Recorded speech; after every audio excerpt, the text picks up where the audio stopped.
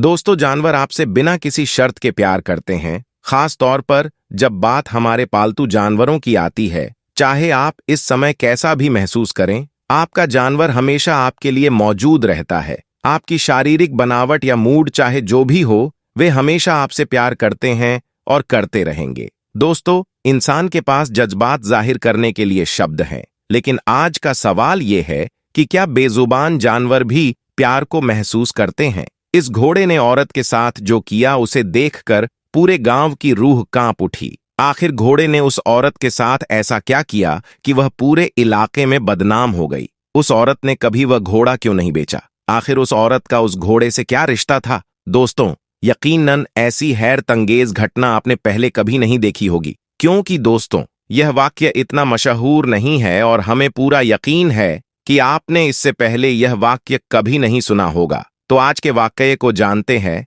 तो प्यारे दोस्तों, ये कहानी उस जमाने की है जब हमारा देश आजाद भी नहीं हुआ था और छोटे छोटे रियासतों में हमारा देश बंटा हुआ था। उस जमाने में कश्मीर की वादियों में बसी एक रियासत में एक बहुत ही खूबसूरत लड़की रहा करती थी। एक तो लड़की अपनी खूबसूरती के वजह से पूरे इलाके में चर्चा में बनी रहती थी, और साथ इस लड़की के पास एक बहुत ही आला नस्ल का घोड़ा था, और जो उस लड़की की तरह अपनी खूबसूरती के लिए पूरे इलाके में मशहूर था। कई लोगों ने घोड़े को खरीदने की कोशिश भी की, लेकिन लड़की ने कभी भी उस घोड़े को नहीं बेचा। इधर जिस रियासत में लड़की रहती थी, उसी रियासत का बादशाह घोड़े का बहुत शौकीन था, और उसके राजमहल में एक से बढ़कर एक घोड़े मौजूद थे। और बादशाह अक्सर अपने पसंदीदा घोड़े पर सवार होकर सैर सपाटे के लिए जाया करता था, और उसके साथ ही इस बादशाह को शिकार का भी बहुत शौक था, और इस काम के लिए वह अपने खेमे में मौजूद सबसे खूबसूरत और सबसे मजबूत घोड़े को लेकर जाता था।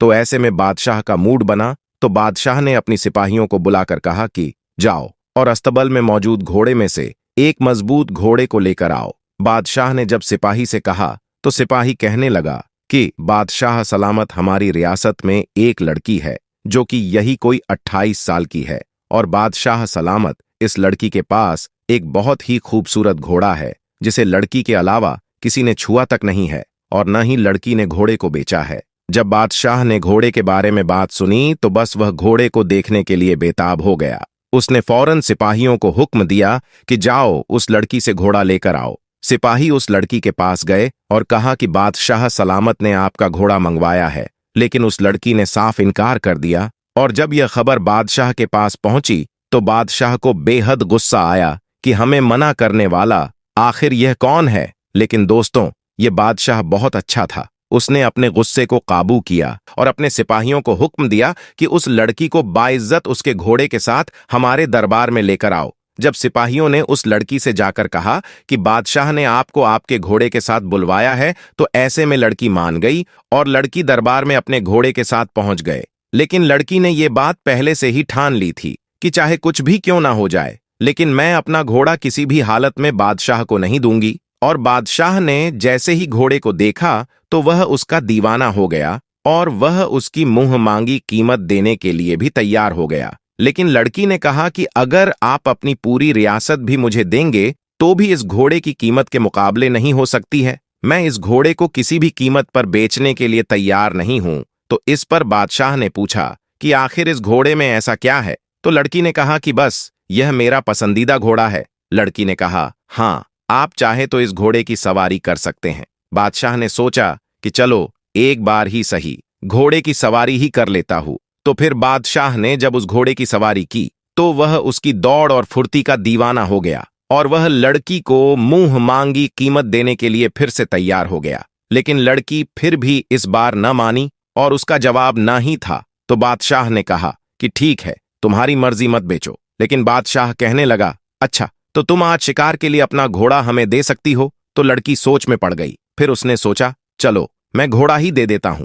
लेकिन लड़की ने कहा कि मेरी एक शर्त है, जब आप गांव में सही सलामत वापस आएंगे, तो इस घोड़े को रियासत के शाही होने का हुक्म देंगे। लड़की की बात सुनकर बादशाह भी तैयार हो गया, और अब वो उस घोड़े के ऊपर शिकार के लिए बिल्कुल तैयार था। बादशाह उस दिन बहुत ज्यादा खुश था। अगले दिन जब बादशाह जाने लगा, तो उसके पीछे कुछ सिपाही भी निकले। जब बादशाह शिकार की जगह पर पहुंचा, तो उसने घोड़े को रोकने की कोशिश की, लेकिन पूरी कोशिश के बावजूद घोड़ा नहीं रुका और घोड़ा हवा से बातें करता हुआ और अपनी पूरी रफ्तार से आगे बढ़ता जा रहा था। बादशाह के पीछे चल रहे सिपाही घबरा गए और सोच में पड़ गए कि आज से पहले तो बादशाह सलामत इससे आगे कभी नहीं गए थे, तो आखिर अभी इस इलाके में कहां जा रहे हैं। फिर वह बादशाह के पीछे चलती है। फिर थोड़ी देर चलने के बाद घोड़ा एक ऐसी जगह रुका जहां बहुत सारे फल और नदियां और बहुत खूबसूरत नजारा था, जिसे देखकर बादशाह का दिल खुश हो गया। उसे वहां बहुत अच्छा सुकून मिल रहा था।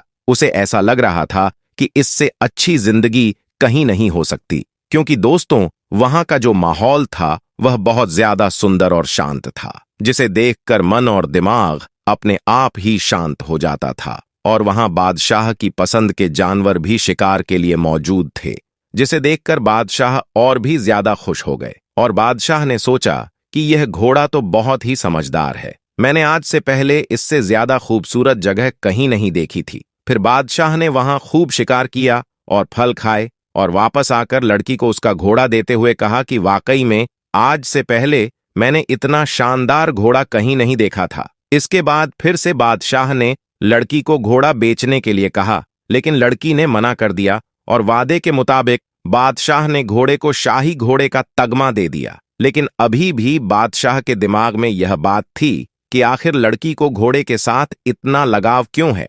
और जहां लड़की और घोड़े की तारीफ हो रही थी और जो लोग बादशाह और लड़की से हसरत करते थे, उन्होंने गलत अफवाहें फैलानी शुरू कर दी कि इस लड़की के घोड़े के साथ नाजायज ताल्लुका थे। और कई बार हमने खुद लड़की को घोड़े के साथ पहले सुबह जंगल में जाते देखा है। और जब यह बात बादशाह के कानों तक पहुंची तो बादशाह के कुछ जासूसों को लड़की के पीछे लगा दिया गया। फिर जासूसों ने भी लड़की को सुबह घोड़े पर सवार होकर जाते हुए देखा, तो उन लोगों ने कहा, जी हां, बादशाह सलामत रोज सुबह उसे घोड़े के साथ वह लड़की जंगल में जाती है। और सिपाहियों ने बताया कि जब वह आती है तो उसके पास कुछ फल या फिर शिकार किया हुआ जानवर होता है। उसके बाद लड़की ने बताया कि मैं इस घोड़े से इतना प्यार करती थी, इसका इतना ख्याल रखती थी जितना कि बाकी जानवरों से नहीं करती थी। और जैसे जैसे घोड़ा बड़ा होता चला गया तो यह मेरा ख्याल रखने लगा और हमेशा की तरह यह मुझे ऐसी जगह लेकर जाने लगा जहां से मैं कभी गुजरी नहीं थी,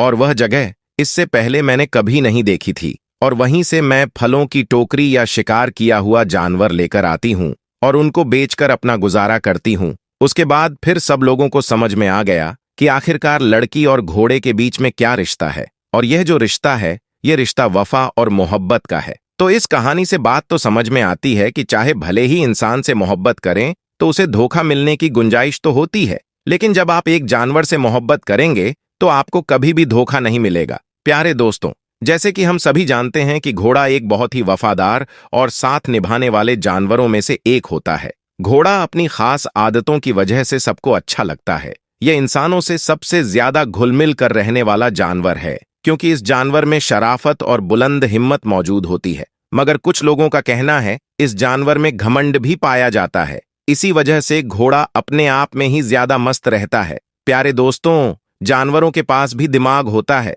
जिससे वे सोच सकते हैं, चीजों को समझ सकते हैं, खतरा होने पर सतर्क हो सकते हैं, खुशी महसूस कर सकते हैं, लेकिन किसी भी चीज को देखने पर उससे सीख नहीं सकते हैं। इसी तरह जानवर आपके दिए हुए प्यार को कभी नहीं भूलते, क्योंकि शायद एक बार के लिए इंसान के रवैये में बदलाव आ सकता है, लेकिन जानवर आपसे उतनी ही मोहब्बत करेगा जितनी वो करता आया है। बढ़ सकती है लेकिन कम नहीं हो सकती। चलिए दोस्तों, आपको एक और वाक्य के बारे बताता हूं। इस वाक्य को सुनकर आप हैरान हो जाएंगे और सोच में पड़ जाएंगे कि आखिर यह कैसे हो सकता है। हजरत उस्मान गनी रजी अल्लाह ताला अन्हु का दौरा खिलाफत है। आप रजी अल्लाह ताला अन्हु अपने कमरे में बैठे हुए हैं। एक बंदा आपके कमरे में आता है और आकर कहता है कि ए अमीनुल मोमिनीन हजरत उस्मान रजी अल्लाह ताला अन्हा, एक बहुत बड़ा हादसा हो गया है। हजरत उस्मान रजी अल्लाह ताला अन्हु ने पूछा, क्या हादसा हो गया है? तो वह शख्स कहता है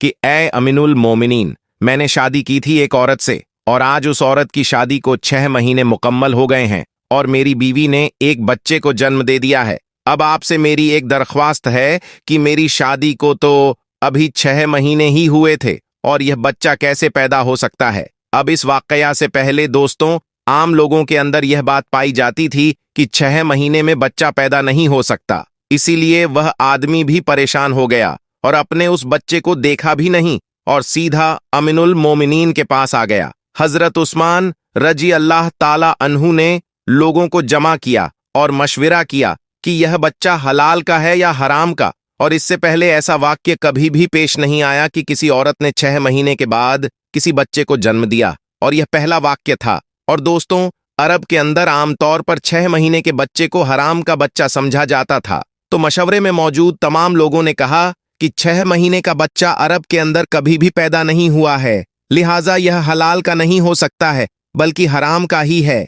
और जब हजरत उस्मान रजी अल्लाह ताला अन्हु ने तमाम लोगों से मशविरा कर लिया और हिसाब किताब वालों ने सबने यही कहा कि अरब की तारीख में 6 महीने के बच्चे को हराम समझा जाता है, तो यहां पर हजरत उस्मान रजी अल्लाह ताला अन्हा ने हुक्म दिया कि औरत को संगसार कर दिया जाए। हजरत उस्मान रजी अल्लाह ताला अन्हु ने हुक्म दिया कि औरत को खुले मैदान के अंदर जमीन में गाड़कर रजन का अमल शुरू कर दिया जाए। अब जैसे ही आपने हुक्म दिया और आपने यह फैसला फरमाया तो यह खबर आसपास के इलाकों में फैल गई और चलते चलते यह खबर हजरत अली रजी अल्लाह ताला अन्हा के कानों में भी जा पहुंची। अब हजरत अली उस मैदान के बजाय जहां उस औरत को संहार किया जाना था वहां पर ना जाते हुए सीधा हजरत उस्मान रजी अल्लाह ताला अन्हा के पास जा पहुंचे और सलाम करने के बाद अमीनन मोलिनी से पूछा कि उस्मान, क्या आपने यह हुक्म दिया है कि उस औरत को रजन किया जाए जिसने 6 महीने का बच्चा पैदा किया है?